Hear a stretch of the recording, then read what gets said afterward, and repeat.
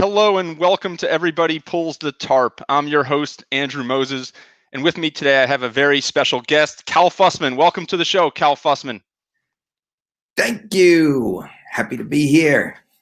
It's great to have you, Cal. And for my audience, Cal is a New York Times bestselling author. He's a keynote speaker all over the world and the host of the podcast Big Questions.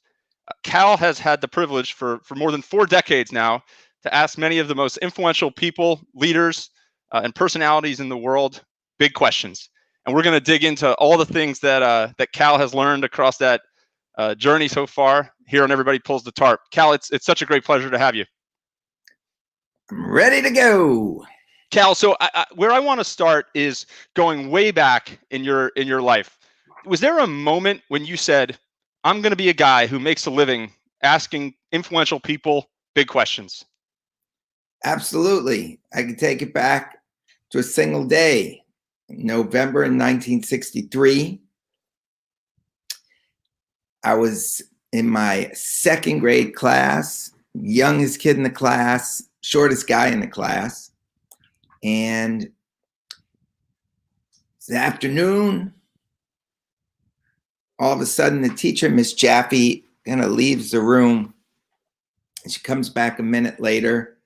And she's like a different person, completely blanched, and starts talking in a voice that's so calm that it was scary. And that's when we learned that President Kennedy had just been shot. So everybody runs home, and we find out that President Kennedy's been assassinated. A little while later, we find out that the vice president, Lyndon B. Johnson, has taken the oath of office. He's the new president. And so that night, my parents were concerned because this was really the first time that I had ever confronted death.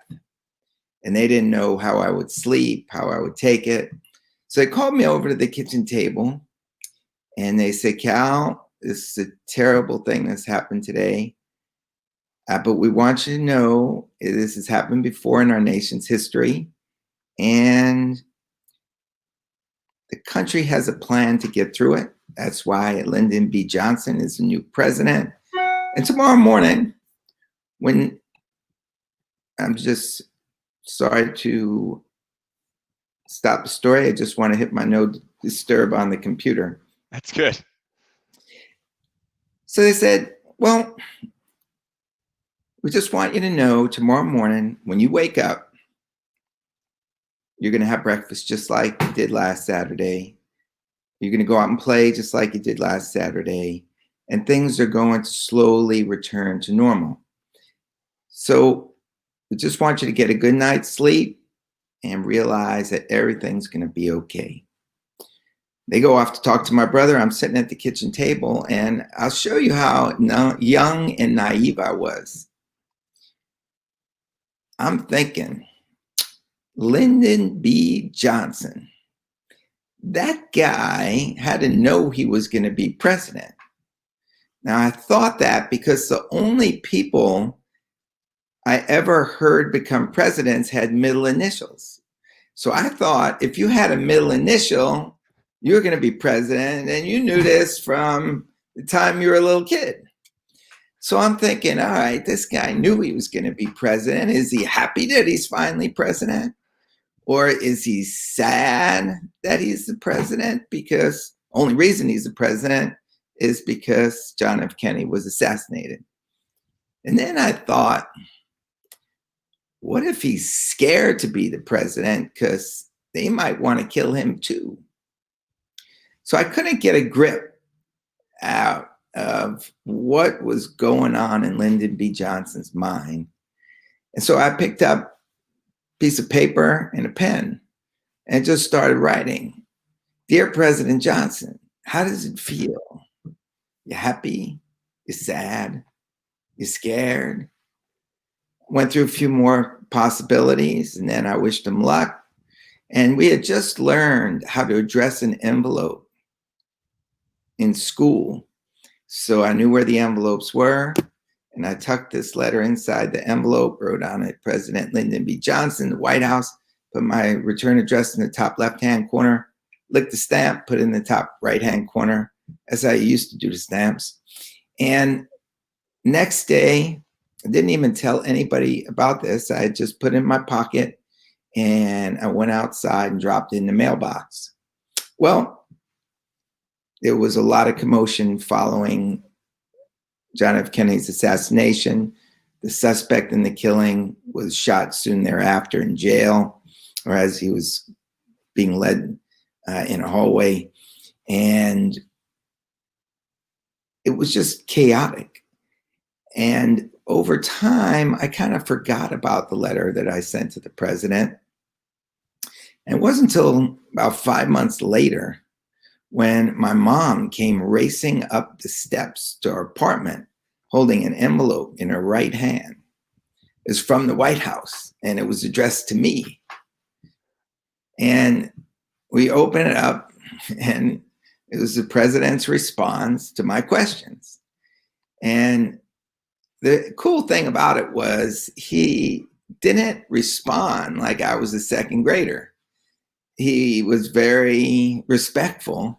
And we knew that because the second sentence began something like this. In answer to your query, and I had no idea what a query was, but I did know that the room was soon filled with neighbors who wanted to see the letter from the president, touch the letter from the president, and the principal at the school was calling. He wanted me to bring the letter to school. And I realized that the smallest guy in his second grade class was suddenly a very big man. And the reason I was because I now understood that a great question could get you to the most powerful person on earth. And that has basically guided my life to this day. What an amazing story, Cal. Why do you think that the president responded? Do you think why do you think the president responded? Well, it's interesting thing about the letter is there was a misspelling, and that tells you that when his personal assistant, personal secretary Juanita D. Roberts typed it up, it was only typed to me because it wasn't a form letter that went out to everybody. And I imagine that somehow the letter just got passed on from person to person to person till it reached Juanita D. Roberts' desk. And there was something about it that probably made everybody wonder, what was he actually thinking when he took his oath of office?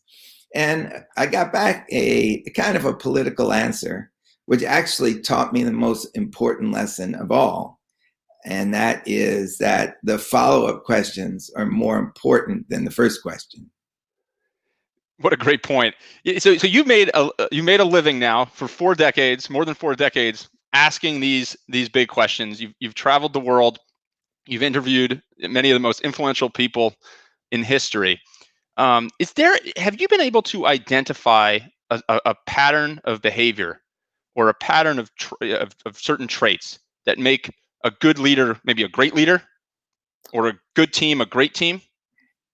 Well, generally with leaders, the icons that I've interviewed, they've all dreamed big and gone to great heights.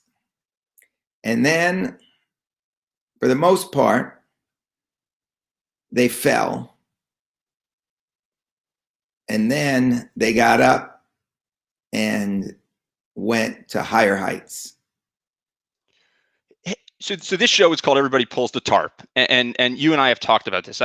This is all based upon a philosophy that I have, that great teams, great organizations are powered by individuals who contribute far beyond the boundaries of their job description. So as you've met and interacted and questioned these really influential, really powerful people, um, has there been one or two in particular where you said, this one has a really special team around them that's helped them get to those new heights you just described? Well, what comes to mind is kind of a funny story that always sticks with me, and it gets to the UCLA basketball coach John Wooden, I love John who, Wooden. I read all of the John Wooden books. so you probably know the story that every year, like on the first day of basketball practice, he had all of his players seated, and he began to instruct them on very basic things they needed to do to play for UCLA basketball. And one of those things was how to put on their socks. Now, you can imagine sitting down with not only the freshmen who are hearing this for the first time and are probably surprised, like, I've been putting on my socks for 16 years now. You're going to show me how to put on my socks? But think about it. The guys who were sophomores are now hearing the same story for the second time. The guys who are juniors for the third time. And the guys who are the seniors, this is 4 years in a row that they're hearing how to put their socks on. And the point behind putting your socks on right was that if it wasn't placed on in the most fluid manner and there were wrinkles like at the bottom, that it could cause blisters. And if you got blisters, you weren't going to be at 100%. And that one slight detail might make your performance subpar for a brief second and cost the team a game. So do you believe that attention to detail is something that you're just born with, or something that you can teach yourself? Well, if you had John Wooden as your coach, you would learn it pretty quick. I bet. And the thing about it is, it set up all the details that he was going to lay on his foundation. But the bottom line, when you think about what was way, way underneath this, was every one of those players who heard that story, and just about all of them heard it 4 times, they were connected, whether they played 10 years apart, because they could all remember hearing that story, rolling their eyes when they were seniors, but it bonded all of them.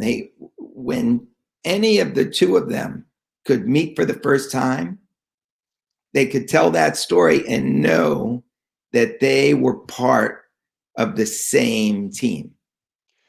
That's interesting, and especially given the climate that we're in right now with all of the social distancing. Do you, as you think about organizations right now and in the near future and distant future, there's surely going to be more virtualized work going on, and less in-person meetings and less travel. How is that going to? Are we setting ourselves up for a scenario where we don't have as many of those camaraderie building moments that you just described? Well, I think we are going to evolve into something deeper. This may sound crazy, but think about it. I just told you a story about John Wooden. Hopefully, and maybe I could have done a better job. Maybe I could have told you about Bill Walton or Lou Alcindor, who became Kareem Abdul-Jabbar over time, sitting on a bench when they heard that story for the first time. Because Bill Walton has told me that story, and he told it to me with the roll in his eyes. And my point here is that in the time that we cannot physically touch each other, stories are going to be the most important way that we can connect. And as Yuval Noah Harari says, best-selling author, in his book, starts his book, 21 Lessons for the 21st Century, humans think in stories rather than in facts, numbers, or equations. And the simpler the story, the better. So this is the time for leaders to rely on storytelling, because if the people that they're leading are 10, 20, 50,000 miles away, their stories can still make those deep felt connections. So I think storytelling is going to become more important than it ever was before. I think you're right, Cal, and you've devoted your life to storytelling. You've told so many great stories, many of which tons that I've enjoyed over the years. I know that there's many that are special to you, but I know your time with Muhammad Ali and that story and the work you've done on Muhammad Ali is special to you as someone who's he's a childhood hero of yours. Talk a minute about how that all came together and what that meant to you and what you learned from your time with Ali.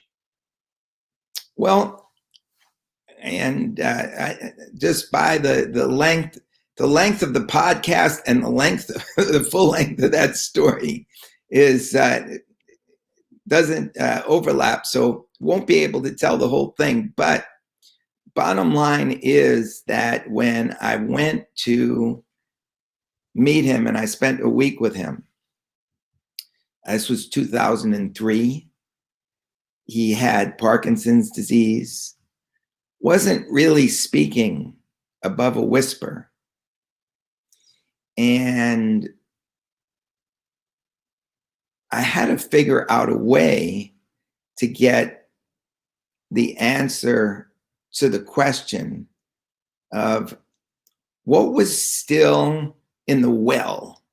And I use that phrase because oftentimes when he would be fighting and in a difficult spot, he had a corner man named Drew Bundini Brown who would be screaming from the ring apron, "Go to the well once more, champ! Go to the well once more!"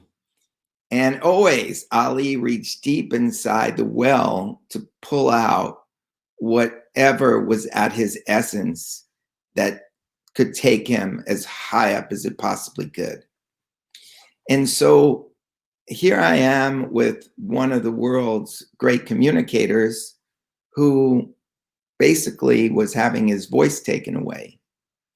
And we ended up going to a gym on his farm in Michigan. And there was a big punching bag that we started to hit as if it was a fight between us. And I was imitating the style of Smokin' Joe Frazier, his arch nemesis, and he was boxing as himself. And what happened is, without saying a word, without asking a question, because I could imitate Joe Frazier, and as I'm hitting the bags with left hooks like Joe Frazier did, it brought him back in time. And so I would go to the bag, then he would go to the bag, and he would start to flash combinations. I would throw bigger punches into the bag. His combinations got faster and longer until finally he must have thrown a combination that lasted like 30 or 40 seconds. And it's a long story, and anybody could go to calfussman.com and listen to it in entirety. But at the end, he had pulled everything out of himself and showed, I think, even himself what he still had, because he wasn't exercising that much. And he was just at a place where it was kind of tiresome to work out. And by pushing him to a place where he actually started to dance around the bag like he did when he was young, and he's looking at himself in the mirror, and as he's seeing himself in the mirror, his chest lifted and his head lifted, and then he threw that burst of punches. And it was a moment where I was able to lift him in a way that he had lifted me as a childhood hero. So it was a beautiful experience, and it really taught me how you could ask a question without saying a word. Interesting. And why are some people just able to dig deep into that well, as you describe, and pull something from it, and others aren't? Those are the people that we all know about. We see them as athletes on TV. We see them. Look, you're talking about leaders. Steve Jobs starts Apple, gets banished from Apple, and it's quite interesting because early on, when they were releasing computers, he released a computer named after his daughter to what he thought was much fanfare.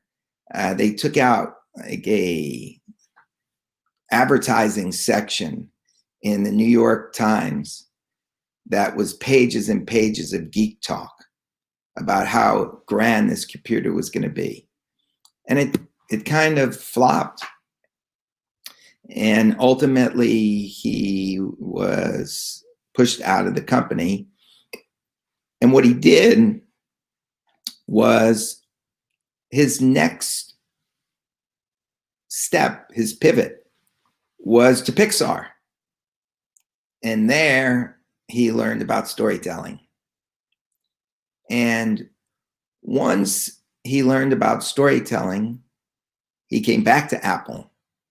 And then they created probably one of the greatest advertisements of all time, the theme of Think Different. And their main competitor was IBM, whose motto was Think. And that ad basically allowed everybody who was creative to see Apple as their go-to product. That's right. And so you have an example there of somebody who started something great, went down, then came back, and then took the same company into the stratosphere. And that, I think, is what gets to the answer of your question. Some people can find what's inside them and pivot to a place where they can then take off to that grander place. Other people, they may do something good and it stops. You never hear from them again. So, so you're doing something a little different. You were previously, interviewing all the folks behind the mic. Now you're the host of Big Questions, a phenomenal podcast that you can get wherever you listen to podcasts. What inspired you to get in front of the microphone and start telling your doing your storytelling through a different medium? Well, and that goes back to the same point, actually, that we just talked about with Steve Jobs. It actually had two people that enabled me to pivot. The first was the broadcaster Larry King, who was on CNN primetime for 25 years and one of the greatest broadcasters of all time. I had gone out to Los Angeles to help him write his soup to nuts autobiography. It's called My Remarkable Journey. In fact, you could probably see the oh, let me go the other way. There it is. Yeah, there you go. That was the title page of the book. And so I'm out in LA interviewing Larry because I write a lot of books in people's words. I help them write their books. A lot of the interviews that I did for Esquire magazine is in their words. I'm basically finding the wisdom inside of people and then putting it on paper. And the interesting thing about this time is that I'm going to breakfast with him every day. He had about 6 to 8 buddies who joined him. And there I'm just sitting next to Larry day after day at breakfast. And then we would go to the show at night and he put me right next to his desk so that you couldn't see me on camera, but I'm literally like inhaling his words at breakfast. And then afterwards we might go to dinner. And so I'm just listening and picking up the way he communicates. And one day, a few years later, and this also goes to show you how pulling the tarp works in so many ways. Because one time Larry asked me to pull the tarp. So we're sitting at breakfast and so many people come over to ask Larry for an autograph or to say hello or for a photo. And one day a young guy comes in. He had dropped out of college at USC. It's kind of a longer story, but I'll try and get through it as quick as I can. This kid was an immigrant whose parents raised him to be a doctor, to the point where, like, when he's 6 years old, he would go out for Halloween dressed in scrubs. I mean, that's how his parents wanted him to see himself. And he actually believed that he was going to be a doctor because it was inculcated into his brain. And then he got to USC and he got a big stack of biology books and he realized he couldn't get through them. I couldn't either. Yeah, there you go. And he had there was no overlap between him and a doctor. Even though there were many people in his family who were doctors, he just was not going to be a doctor. And he was actually scared to even tell his family that he wasn't going to be a doctor. But eventually he did. They couldn't bear it. And he had this sort of life crisis. He started wondering about success. And he began wondering, like, what were the most successful people doing when they were my age, when they were 19, when they were 20? He went to the library and he's looking for books about Bill Gates and Lady Gaga, and he's trying to find the answer to the question, and he wasn't. So he decided to try and write the book that he wanted to read. And he tried to get interviews with Bill Gates and Lady Gaga and Oprah Winfrey. And he started to realize that it was a lot harder than he thought. Number one, he couldn't get the interviews. And number two, even when he did get the interviews, he didn't know how to ask questions. So he wasn't getting the material that he needed.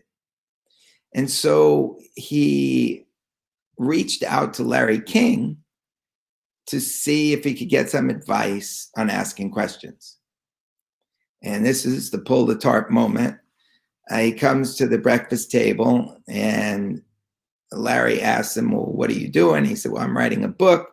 And Larry looks at me and says, okay, Cal writes books.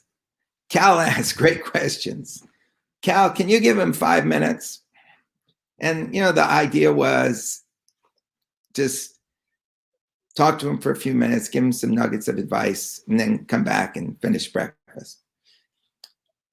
And so I sat down and I didn't really know where this kid was at.